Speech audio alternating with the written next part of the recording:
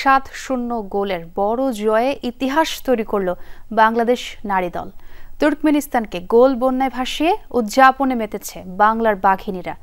ম্যাচে জোড়া গোল করেছেন ঋতুপর্ণা চাকমা ও Shamsun Nahar junior. Asian Cup ব্যাচের গ্রুপ পর্বের সবকটি ম্যাচ জিতে নতুন এক গল্প লিখল লাল সবুজের প্রতিনিধিরা।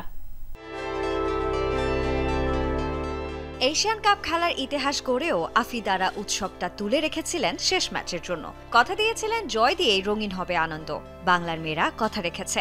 ঋতুপর্ণা শামসুন নাহারদের আত্মবিশ্বাসের কাছে রীতিমতো উড়ে গেল তুর্কমেনিস্তান। গোল বন্যায় ভাসিয়ে আনন্দ উদযাপন লাল সবুজ দলটার। ম্যাচের শুরু থেকে আধিপত্য বিস্তার করতে থাকে আফিদা খন্দকারের দল। ম্যাচের 3 মিনিটে দূরপাল্লার শট থেকে দলকে দারুণ এক গোল উপহার দেন স্বপ্না।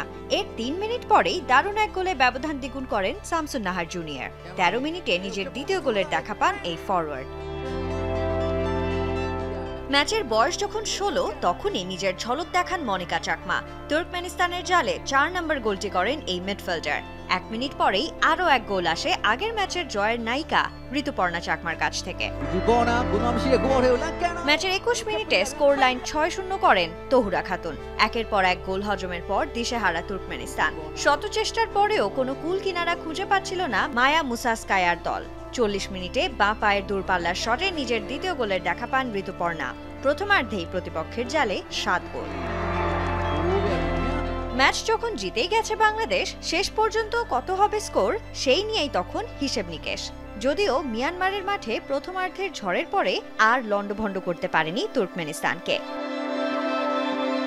গোল শোধ করতে মরিয়া হয়ে উঠলেও বাংলার বাঘিনীদের কাছে আর পেরে ওঠেনি তারা। বিশাল জয় নিয়ে গ্রুপ চ্যাম্পিয়ন হয়েই বাছাই পর্ব শেষ করল বাংলাদেশ। সাফ জয়ের পর আরও একবার দেশে ফিরে কোটি ভক্তের ভালোবাসায় সিক্ত হবার অপেক্ষায় ঋতু আফিদারা। Sanjana Ivy, Jamuna sports.